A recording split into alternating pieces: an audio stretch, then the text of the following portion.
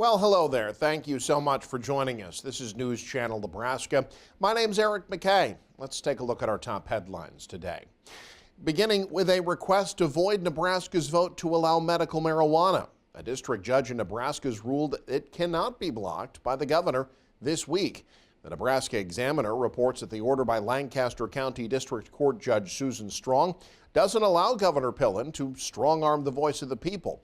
More than 70% of Nebraskans voted for people to be allowed to have up to 5 ounces of medicinal marijuana with a doctor's note. Nearly the same amount approved of it being regulated by a new medical marijuana commission. The Examiner reports after Strong's decision, a spokesperson for Pillen confirmed the governor will comply with his statutory duty to sign the proclamations by the required deadline. Well, there were 3 finalists for a vacant seat on Norfolk City Council, a vacancy created when the previous councilman was elected mayor. The new city councilman is someone who's no stranger to city government. Andrew Pfeiffer has more. The Norfolk City Council held a special meeting Wednesday night to fill the vacancy in Ward 2. 3 candidates ran, but one came out on top. The 3 candidates came from different parts of the Norfolk community. Up first for the final round of interviews was Dr. Mark Davis. An OBGYN, Davis has served the community for nearly 3 decades. Up next was Sasha Bond, a mental health practitioner in Norfolk. I think it takes a lot. It takes a lot of patience, drive, compassion, and dedication. Lastly was Jim Lange. Lange previously served on the council and city planning for 20 years. After deciding to not run again in 2020, he has since returned to claim his old post. We've always felt the tug to do more for the city. You know, you do what you can and you give back to your community for as long as you can. Ultimately, after a brief recess, Mayor Shane Clausen made the nomination to appoint Lange. The council voted 5 yeses and 1 no after the nomination, making Lange the next person to take over Ward 2. Big element is trying to restore the civility and trust in the city council that way. So it just appears to be struggling. Well, I feel like right now our cities, we've had a little bit of a divide within our community, and I feel like Jim will help bridge that divide. Lange will now take over for Ward 2, a spot that was once previously held by Clausen. With years of experience, Lange is confident to take over the role. However, applicant and former mayor candidate Jim McKenzie highlighted that candidates were only interviewed by 3 people. As where the city ordinance states, the interview should be conducted by the entire council. We only had 3 people that interviewed us, not the full council.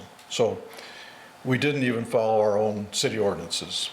It's not sour apples. It's when do we start to follow our own process? When asked to comment on the matter, Clausen said for the short amount of time, they had to operate as quickly as possible. The process itself isn't perfect.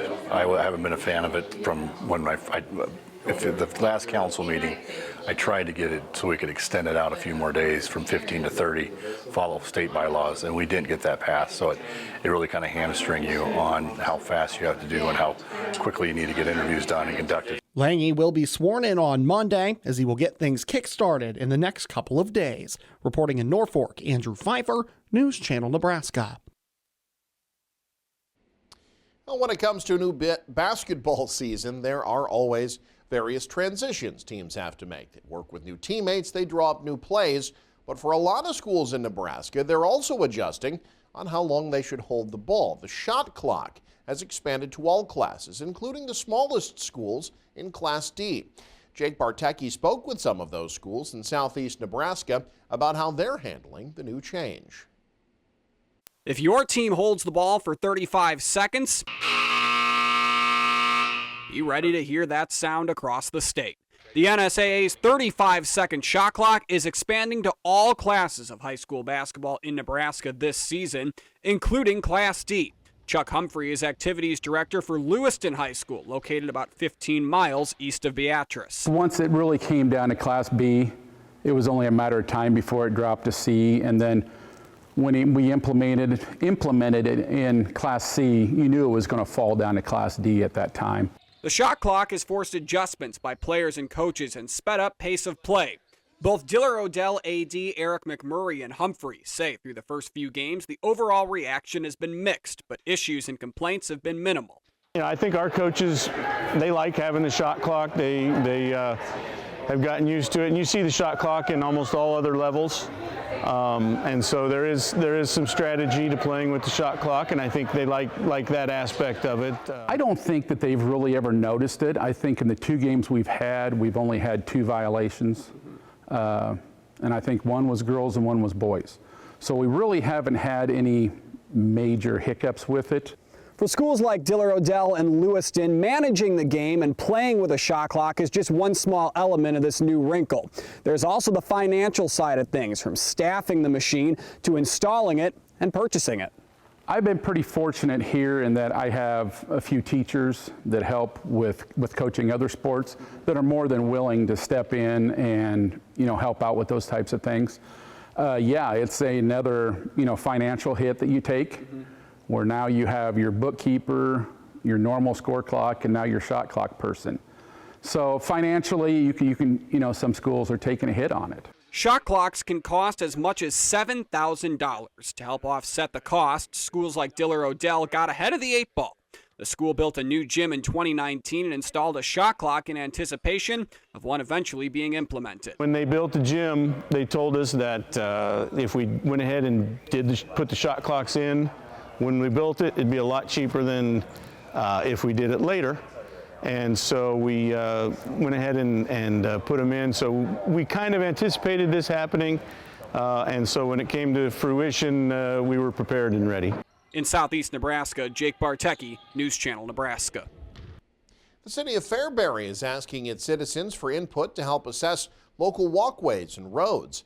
For the rest of this month, the city of Fairbury is conducting a survey evaluating the quality of its roads, sidewalks, and trails. The city says the survey will help personnel plan and prioritize their capital improvement projects and help them get grant funding like community development block grants to help address the infrastructure needs. Anyone who lives in or spends a lot of time in Fairbury can find a link to the survey at newschannelnebraska.com. It will run through January 1st.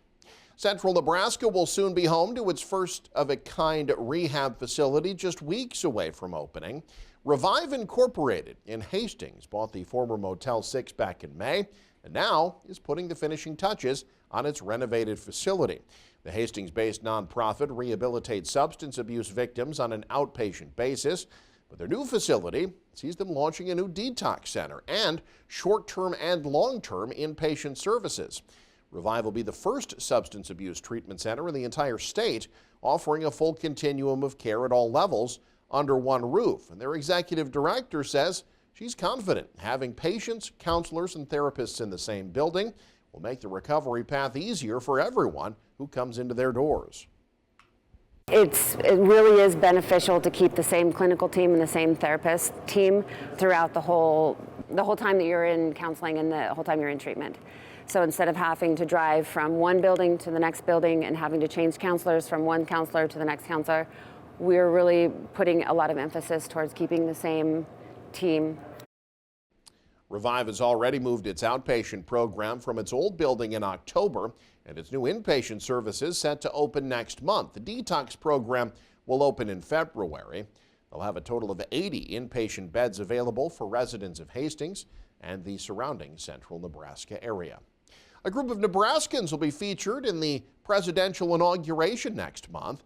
U.S. Senator Deb Fischer announcing Wednesday that the University of Nebraska-Lincoln's University Singers will perform at the U.S. Capitol during the inauguration on January 20th. They'll be singing outdoors during the nationally televised event. The University Singers, the flagship choral ensemble at UNL. Fischer's a member of the Joint Congressional Committee on Inaugural Ceremonies and gave the group the invitation. And finally, think of 5 children you know. In Nebraska, statistically, one of them faces hunger. In fact, Nebraska's food insecurity rate more than 12%. That's higher than the national average. Casey Wannenberg introduces us to a unique new program in north central Nebraska that's providing a lifeline for those struggling to put food on the table. It's beginning to look a lot like Christmas in the heart city of Valentine. But for some, the season of giving, 'tis the season for more stress. We know that there are families here that are struggling. The economy's been tough. That's why these volunteers from Valentine's Berean Church helped install a unique new emergency food pantry just north of the church. A lot of people need to start being more caring towards each other when it comes to certain issues like this. A lot of people can become very embarrassed at the thought of being able to not provide for themselves or for their children or for their family in general. And so without the idea of being judged, this is just a way for people to help people indirectly. You can anonymously donate or pick up food anytime. Just be mindful of the weather conditions. With this winter season, everything gets below freezing, so no glass bottles, no majority liquids. If you have canned goods, please reach out to the church so that they can probably store them inside if you know it's going to be below freezing. But dried goods are a perfect exception. Right now, there are 4 of these pantries placed throughout north central Nebraska with the goal of having 7 total. Another interesting little fun fact, these pantries were actually built by O'Neill high schoolers. I am just so proud of what they did. They might not feel like they did anything super special, but they don't realize how many people they're going to be helping with just this class project that they did. The project is truly a community effort. Tylen Dodd volunteers her time through HeartCore. The North Central District Health Department provided the pantry, and church members helped install it. Well, I hope it sets an example. We can do things without being extravagant, just as simple as putting a box in between 2 trees could possibly be the difference of a kid eating or a person eating that night. Some children don't go hungry at night. Some elderly person has a full stomach when they go to bed that evening. And they know that Jesus loves them.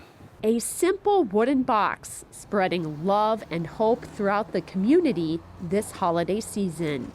In Valentine, Casey Wannenberg, News Channel, Nebraska.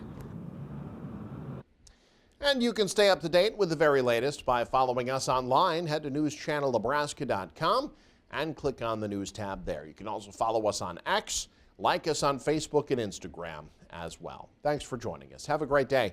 This is News Channel Nebraska.